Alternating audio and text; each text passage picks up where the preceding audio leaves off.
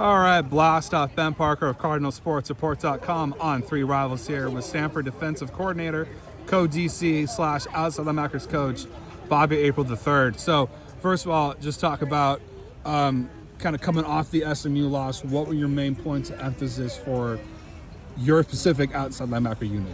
Yeah, first thing we talked about was re-engage and persist, right? Like, let's get back to it, and next week, next play mentality, and I'm looking forward to the next opportunity. Yeah, and just kind of what are your thoughts, just generically speaking, what are your thoughts on Florida State's offense, just kind of challenges that they pose? Yeah, really explosive team, right? They run the ball really well, great schemes, really good players. It's going to be a challenge, and we're excited about it. Yeah, and to talk about, just kind of Tevin Tafiti, kind of his growth this season as a pass rusher. What's kind of gone into that, do you think? Yeah, I think he's kind of finding his own, which has been fun to watch. Missing one game this year really hurt him as far as the production side of it, but I'm looking forward to him really coming out this week. Yeah, and another guy, Wilfredo Ibar, some questions, talk about kind of his growth and what he's kind of brought to the unit so far. Yeah, physical kid, man, comes downhill on everything he does. Got to kind of protect him from himself at times, but he's a fun guy to coach. Yeah, too, and just kind of talk, I noticed you guys kind of made some changes in the secondary last week. Just kind of talk how you feeling about that unit and just kind of what kind of went into some of those changes you guys made. Yeah, injuries were a big part of it, right? We're trying to get our guys back, and we were hoping that by the time the bye week came over with, we were going to be in better shape. But guys got to step up, right? Depth to everything, and looking forward to seeing how they come out this week. Scotty Edwards had a sack against SMU, if I recall correctly. Just talk about what makes him an effective weapon in the blitzing game from the safety spot. Yeah, I think he's got an incredible ability to predict timing on snaps, right? And his angles of approach and things of that nature are kind of linebacker-ish, which has been fun to watch when he does get the opportunity to do it. Yeah, and then also to kind of talk about, cornerback Colin Wright, the season he's having. Seems like teams are hesitant to throw his direction. Just talk about his growth. Yeah, I think the last game was his best game, and that's what we're always looking for, is that each week you get a little bit better. We put a lot on him. We challenged him through a lot of situations throughout the game, and I thought he responded really well. Looking forward to see what he does this week.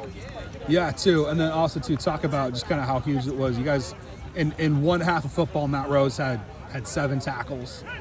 So just talk about kind of the mentality he's bringing to the defense this year. Yeah, he's a tackling machine, right? He finds the ball really well and doesn't miss many tackles. And he's got a great trade as far as being a leader on the field for us. He's got the mic in his head, so we're excited about Matt. And then you guys got Galvan back out there, Let's talk about what he brings to how nice it was to get him back for Saturday against SMU. Yeah, Jaw's ability in space is outstanding. He has a really good knack of finding the ball. So, healthy Jaw's outstanding football. So we're hoping to get him back in the same realm this week. Yeah, and then Clay Patterson, just talk about what he's brought to the defense all season long and just kind of his growth and mentality. Yeah, his explosion off the line is impressive. He does an unbelievable job of prepping himself. He's in there watching tape 3 to 4 hours a day. It's awesome. It's awesome. Guy you want to coach. Yeah, and just kind of talk about, too, just kind of what do you think has kind of gone into that, kind of his preparation and where does that kind of come from, do you think? Yeah, I think a little bit comes from him not playing last year and having to sit and watch everyone do it. And he's got goals in mind, and he knows to achieve those goals, he's going to have to overachieve, and he's doing that. He's doing a great job with it. Yeah, too. And then also, too, I'm just kind of curious, kind of get your thoughts from a defensive standpoint on your quarterback, Ben Gilbranson. He's really started to settle in. A lot more this season has gone on. Just from a defensive standpoint, what's made him effective, do you think? You know what? I don't watch much of the offense, to tell you the truth, but what I do see from the sideline, his demeanor, his excitement about the next play, the way he leads the group, the huddle breaks, just small details there are very important.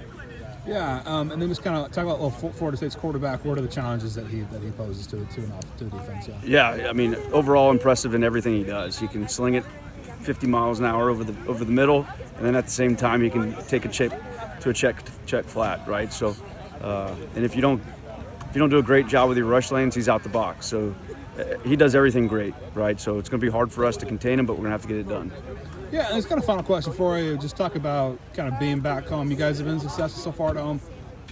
2 wins so far this year. What do you think's kind of gone into the success of the team on home field, do you think, so far? What's been the key to that?